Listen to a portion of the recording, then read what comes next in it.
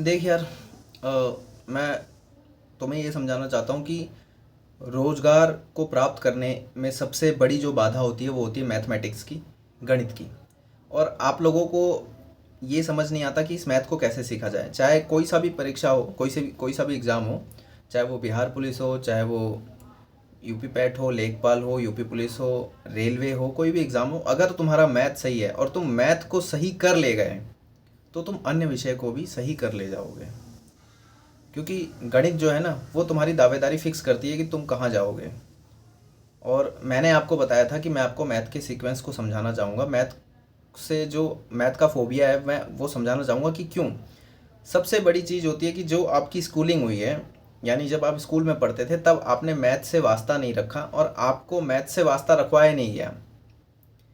जो वहाँ पे टीचर थे उन्होंने अच्छे से पढ़ाया नहीं और आपने भी कोशिश नहीं करी अच्छे से पढ़ाने। खैर छोड़ो। जब हम मैथ को बहुत दिनों तक इग्नोर करते हैं तो नंबर का एक फोबिया बन जाता है, जो आज आप सबके साथ है।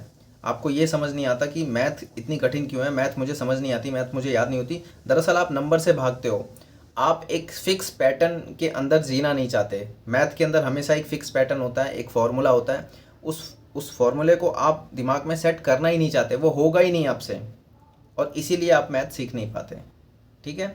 तो अभी आप कॉपी और कलम लेके बैठें, मैं जो बताना चाह रहा हूँ वो आप समझें कि मैथ को कैसे पढ़ना है, कैसे हम इस मैथ के डर को ख़त्म करेंगे और कैसे इस मैथ को कंप्लीट करने के बाद हमारी दावेदारी फिक्स हो जाएगी। चाहे वो आने वाला ग्रुप डी का एग्ज़ाम हो, एनटीपीसी का एग्ज़ाम हो या यूपी पुलिस का एग्ज़ाम हो, कोई भी एग्ज़ाम हो, अगर एक बार मैथ पे आप हावी हो चुके हो, मैथ से आप जीत जाओगे तो फिर आपका रास्ता आसान हो जाएगा और जो ये बेरोज़गारी का ठप्पा है इसको भी आप रोज़गार में कन्वर्ट कर लोगे।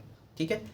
सबसे पहली चीज़, आपको अगर 0 से लेकर 9 तक संख्या पता है कि हाँ ये 1 होता है, ये 2 होता है, ये 0 होता है, ये 9 होता है। दूसरी चीज़, आपको अगर गुणा भाग पहाड़ा आता है कि 5 सतह 35 होता है, 2 चौक 8 होता है, 12 पंचे 60 होता है, आपको भाग आता है, आपको गुणा आता है, आपको नंबर के बारे में पता है, तो डरने की बिल्कुल बात नहीं है। आप एकदम स्वस्थ हैं, मैथ को सीख सकते हैं, बिल्कुल डरने की ज़रूरत नहीं है। तुम कर सकते हो, तुम कर सकती हो। ठीक है। इतना सब कुछ तुम्हें पता है। अब तुम कलम और कॉपी लेके बैठो, मैं सीक्वेंस बताता हूँ कि क्या सीक्वेंस के साथ तुम्हें मैथ को पढ़ना है और कैसे पढ़ना है, तुम्हें कहाँ से पढ़ना है, किस टीचर से पढ़ना है। ये सवाल बनना ही नहीं चाहिए कि तुम्हें किसी टीचर को पकड़ना है। तुम्हें एक एक चैप्टर को देखो, हर टीचर की ट्यूनिंग अलग होती है और अभी तो सब कुछ मिलावटी हो चुका है। यहाँ पे टीचर टीचर नहीं है, पढ़ाने के लिए नहीं आते हैं, वो अपना अपने जीवन में कितना सारा पैसा छाप लें और दिखावा, मैक्सिमम चीज़ दिखावा होती है। ठीक है। तो सारे बच्चे उस दिखावे में फंस जाते हैं और वहाँ पे कुछ बच्चे उनसे सीख रहे होते हैं, उनसे समझ रहे होते हैं और उनको हम जैसे बच्चे, आप जैसे बच्चे देख के इरिटेट होते हैं कि यार इनको कैसे आ रहा है, मुझे क्यों नहीं आ रहा है। फिर आप ये समझते हो कि मुझे मैथ नहीं आ सकती है क्योंकि मैं नहीं समझ पा रही हूँ, मैं नहीं सीख पा रही हूँ, मैं नहीं सीख पा रहा हूँ। इतने इतने बच्चे, इतने इतने मिलियन मिलियन फॉलोवर्स हैं यार, लाखों लाखों, 10 10 लाख, 5 5 लाख व्यूज़ आ रहे हैं क्लास में, तो इसका मतलब मेरे अंदर गलती है। गलती तुम्हारे अंदर नहीं है भाई, बिल्कुल गलती नहीं है। तुम इस पैटर्न को तोड़ो, हटाओ और इस चीज़ को बिल्कुल इग्नोर करो और अपना खुद का दायित्व बनाओ कि मुझे कैसे पढ़ना है। इसके लिए सबसे पहले सीक्वेंस समझो। मैथ के अंदर सबसे पहले आपको ये जो मैंने बताया कि पहाड़े, गुणा भाग पहाड़ा, इसको अपना अच्छा करो। एक दिन के अंदर इसको अच्छा कर सकते हो। अपने आप से पूछो, एक कलम लेके कॉपी लेके बैठो, देखो तुम गुणा कर पाते हो कि नहीं, तुम भाग कर पाते हो कि नहीं। अब ये मत, मैं नहीं ये नहीं कह रहा हूँ कि बहुत बड़े बड़े गुणा कर पाओ, बहुत बड़े बड़े भाग कर पाओ, शॉर्ट ट्रिक्स तुम्हें याद हो जाए। कुछ याद करने की ज़रूरत ही नहीं है, कुछ याद करने की ज़रूरत नहीं है। बहुत सारे वीडियोस आपने देखे होंगे कि सबसे पहले बेसिक कैलकुलेशन ठीक करो। मैं भी ये कहता हूँ बेसिक कैलकुलेशन ठीक करो, लेकिन जब बेसिक कैलकुलेशन के अंदर जब वहाँ पे ट्रिक्स आ जाती हैं कि 11 से डिविजिबिलिटी का रूल, 7 से डिविजिबिलिटी का रूल, 2 से डिविजिबिलिटी का रूल, तो ये जो रूल होता है, अगर रूल में ही फंसे रहोगे तो कभी जीवन में सीख नहीं पाओगे। असली कहानी होती है साइकिल चलाते हुए सीखना। साइकिल को कैसे चलाया जाए, अगर उसको कॉपी कलम लेके बैठे रहोगे कि इतने डिग्री पे, इतने फोर्स के साथ, इतनी इस रास्ते पे, तो फिर कभी ज़िंदगी में साइकिल नहीं चला पाओगे। इसी तरीके से मैथ है, मैथ को आपको रणभूमि में कूदना पड़ेगा। ठीक है। मैं सीक्वेंस बताता हूँ। सबसे पहले मैथ में आपको परसेंटेज चैप्टर, ठीक है, परसेंटेज में 40 से 50 क्वेश्चन आप जिस टीचर से समझ पाते हैं, जिसकी बातें आपको अच्छी लगती है, जो ज़्यादा आपको हवा में नहीं लेके जाता, जो ज़्यादा फालतू की बात नहीं करता, सिर्फ आता है, पढ़ाता है और चला जाता है। आता है, पढ़ाता है और चला जाता है। ऐसे किसी एक टीचर को देखो, किसी पेड कोर्स के झमेले में मत फंसो, ठीक है।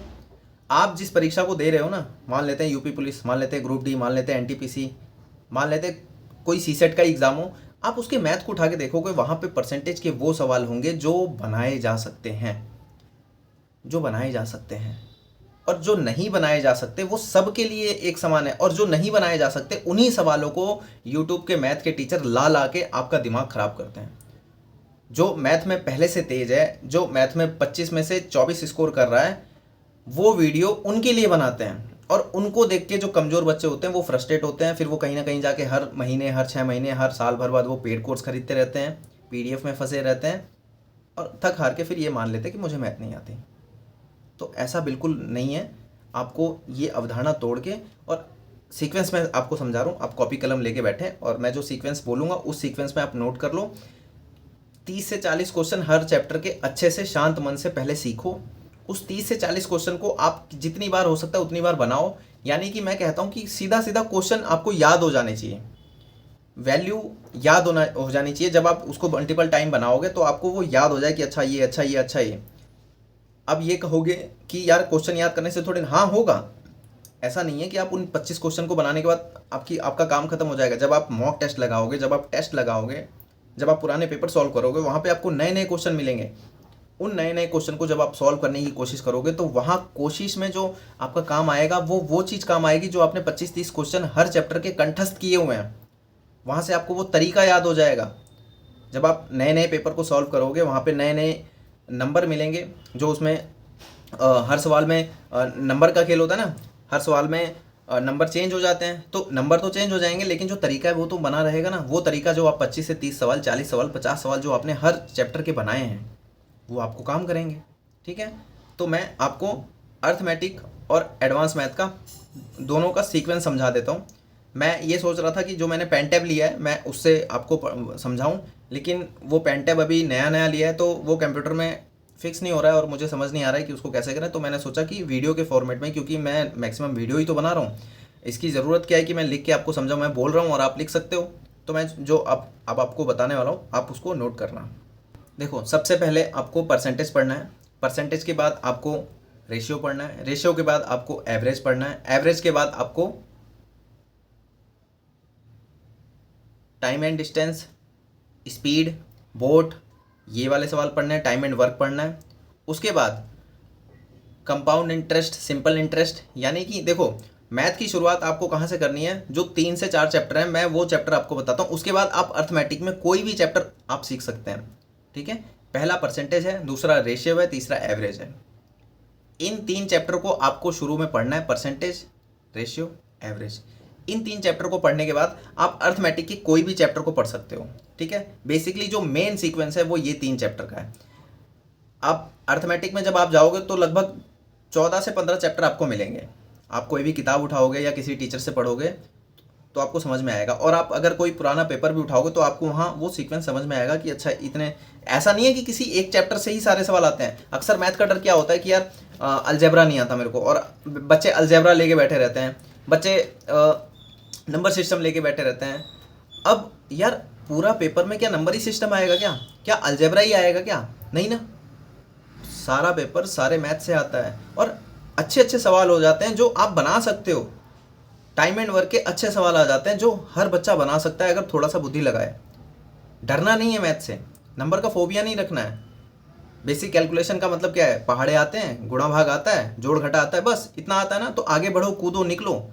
एक नई नोटबुक लाओ, एक कलम लाओ और शुरू हो जाओ।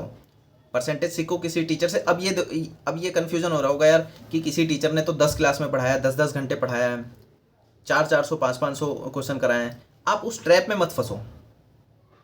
आप जिस परीक्षा को क्रैक करना चाहते हो उस परीक्षा के प्रीवियस ईयर परसेंटेज के क्वेश्चन किसने कराए हैं वो यूट्यूब पे सर्च करो, आपको मिल जाएगा।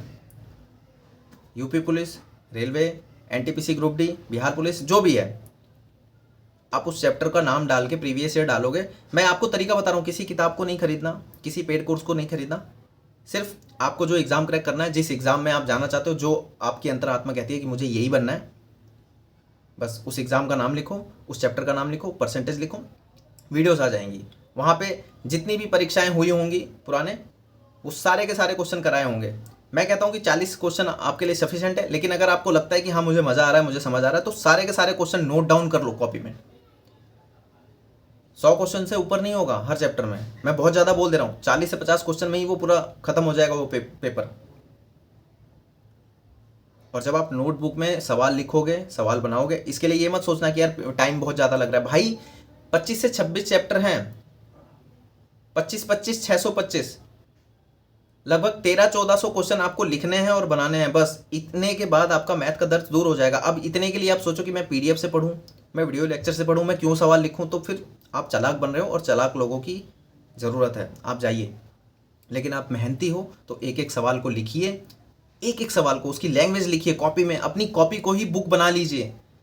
अगर आप किसी मैथ की बुक को देख के डर रहे हैं, अगर आपके पास लाइन लगी हुई है, आपने हर प्रकार का मैथ का बुक ले लिया, तो वो बुक काम नहीं आएगी।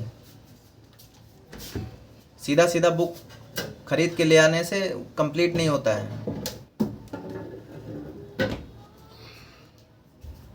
एक बुक आपने खरीदी, उसके सवाल बनाए ही नहीं, सोचा कि ये दूसरी बुक लेते हैं, फिर तीसरी बुक लेते हैं। जैसे कि हर 6 महीने में, हर महीने, हर हफ्ते में आप देखते हो कि बहुत बड़ा धमाका, ये लॉन्च वो लॉन्च यूट्यूब पे होता रहता है ना, और आप उस ट्रैप में फंसते रहते हो। ये नहीं करना है, आपको अपनी नोटबुक खुद बनानी है, और फिर देखो जीवन आगे सरल होता रहेगा। एक बार अगर आप मैथ से जंग जीत जाओगे, रीजनिंग भी समझ में आने लगेगी, बाकी और भी विषय आपको समझ में आने लगेंगे, सारा कॉन्फिडेंस आपका आ जाएगा कि हाँ अब मैं कर सकता हूँ। आशा करता हूँ आप समझ पाए होंगे। अगर अभी भी नहीं समझ पाए, नीचे कमेंट बॉक्स खुला हुआ है, लिखो, मैं आपको फिर से समझाऊंगा, अच्छे से समझाऊंगा। ठीक है, मिलते हैं फिर नेक्स्ट वीडियो में। Thank you very much.